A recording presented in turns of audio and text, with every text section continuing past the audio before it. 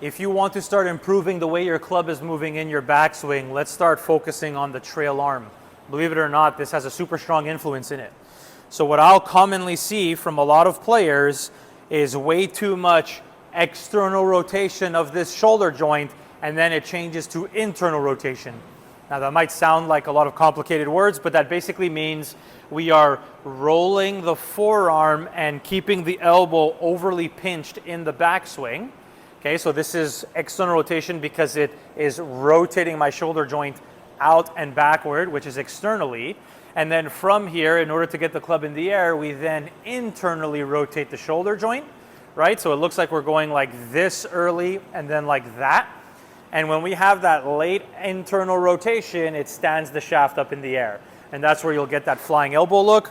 And what happens if if this whole thing occurs in one fluid motion? Well, I go external, internal, and when I'm doing this internal movement and I transition at the same time into the ball, I'm going to steepen this club, right? So we want to flip the script on this. So what does that mean? It basically means let's actually feel as though we are keeping the trail shoulder overly internal in the early stages of the backswing. So that actually means keeping this shoulder joint a little bit more closed. It might actually feel like my elbow is almost disconnected and flying a little bit early so that we can then externally rotate the shoulder joint later.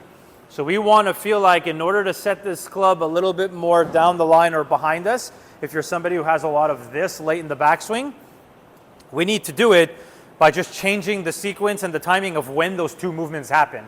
It really could be that simple.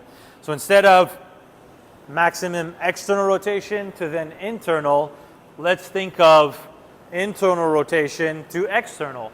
And it might look really awkward and extreme when I'm isolating them in two separate pieces, but obviously the swing happens in one fluid motion.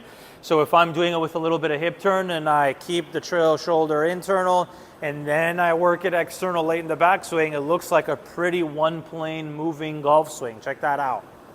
Like that right there. Versus somebody who goes really external, which shallows the club, to really internal, which steepens the shaft, and then we carry it into our downswing and we end up in trouble.